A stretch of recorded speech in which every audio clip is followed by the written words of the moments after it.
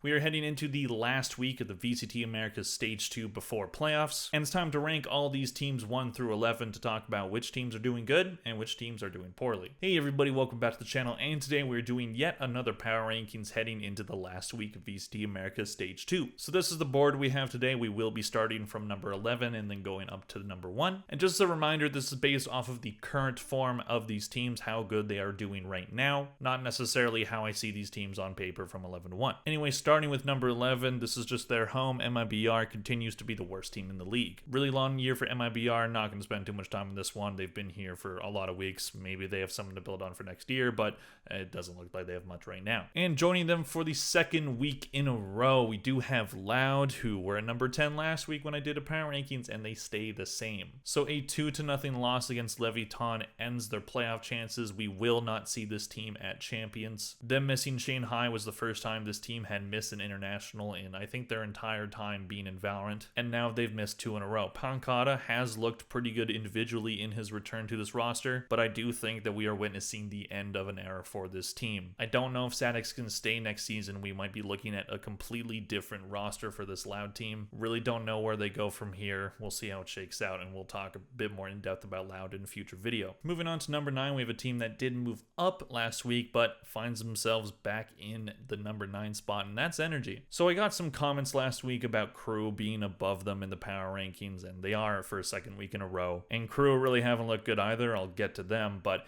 Energy, with just how they lost that C9 game, really couldn't justify keeping them in number 8. Losing 9 rounds in a row after you had a 12-5 lead. They had a lead on Icebox as well. They got a lot of lucky breaks, and they still found a way to lose. They did look a lot better in that match against Crew, but I'm not giving Crew a lot of credit. And overall, this team ends their stage in a very disappointing manner, and I do think that number 9 is the right spot for them. They looked sloppy. They couldn't close out that game against C9, and C9 ends up moving up because of it. And I really don't think there should be much argument for them being where they are. Really disappointed with how this season has went for Energy. I am an Energy fan because I did love that Optic roster, and this is, I guess, the continuation, even though I kind of don't see it that way anymore. But just seeing how it ended for FNS and SOM, this split, it is just unfortunate to see how this has happened. Moving on to number 8, we do see Crew at this spot. They do move down 1 spot from last week. They were at number 7. Really not loving what I'm seeing from Crew right now. I could put them in the bottom 2, to be completely honest. They have had leads in multiple matches. They had a very solid lead against Energy, and then they blew it. They've been really good to start matches, but they haven't been able to be good in the long haul. They are in playoffs, but it wasn't because they won any games. They've lost every game this stage so far. Really concerned about this team right now. Don't know if they're going to go anywhere in playoffs. They need to turn it around. They do end their stage against C9. C9 have been pretty inconsistent, so maybe they can get a win there, but they definitely look better than Crew right now. Again, really not loving what I'm seeing from Crew. Really liked their stage 1 and really thought that they could build on it in stage 2, but they just haven't been able to. So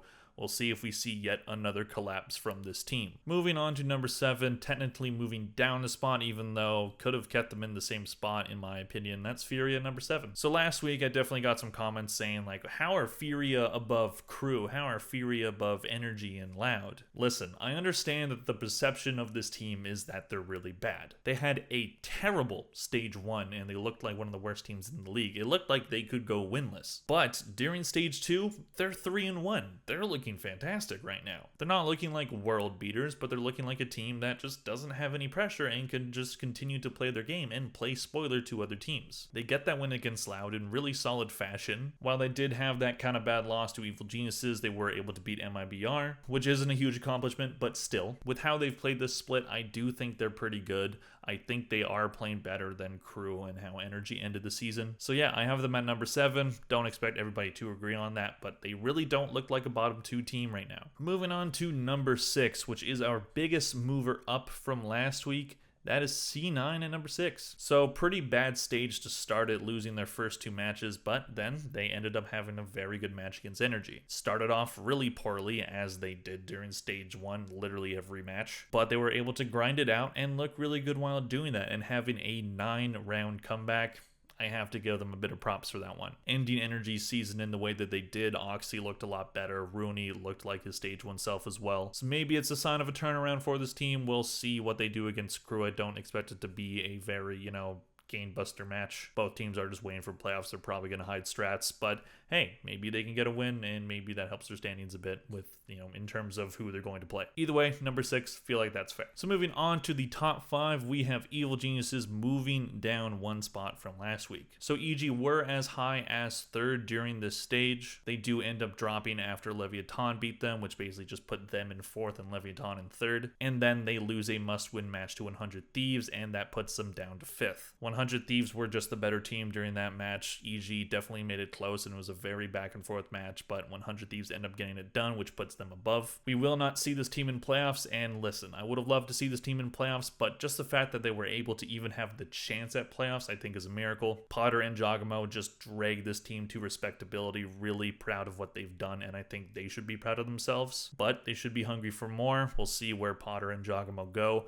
but I do hope they stay together because I think that player and that coach just really gel. But overall, really proud of what EG were able to do. Let's see how they end their split. Moving on to number 4, we have 100 Thieves showing up in the top 4 once again. So a really bad start to their split for 100 Thieves, but then once they beat MIBR, it seemed like this team, they just need a bit of a reset. Playing against a bad team, that can be a good cleanser. So they were able to win that one, and then they were able to secure their playoff spot by beating Evil Geniuses. Definitely looking like their stage 1 selves. Really liking what I'm seeing from EU. Might be the most underrated player in Americas right now. It's all about playoffs for this team. I do kind of worry about whatever matchup they end up getting, but Bucio and that whole team has shown that they can push through adversity. They had their little slump. Looks like they're out of it right now, but they have to continue to be out of it. So moving on to the top 3, we have G2 starting it off. So G2 did play against Crew, and they did lose 1 map, but they were able to grind it out. They did get the 2-1 victory in a pretty decisive 3rd map. They have gone undefeated this split. I just don't think they've been playing better than Sentinels or Leviathan right now. They do have a match against Sentinels for that 2nd top seed in Americas, so that should be a really good match, possibly the only good match of the entire weekend. But as it was last week with the top 3, you could really just switch any team around. All 3 of these teams could possibly deserve to be number 1, and any of them could be deserved to be 2 or 3. So for G2, let's see how they end their split, but right now I feel like 3rd is probably where they are. They were 2nd last week. They do move down because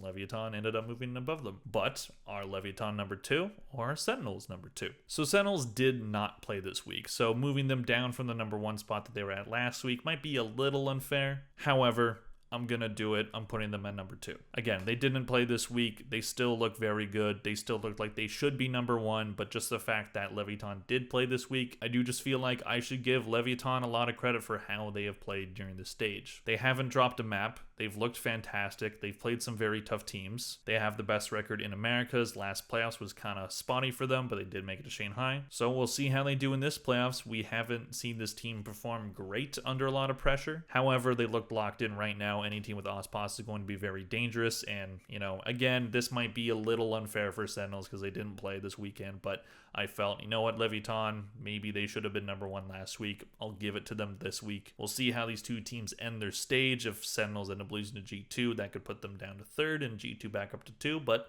we'll see how that all shakes out. But again, as I said, top 3, put it in any order, but I feel like the number 1 and 2 spot are pretty good for now. Sorry, Sentinels fans. I know they're probably going to comment and be like, they should be number 1, but sorry, this is my rankings. This is how I'm doing them.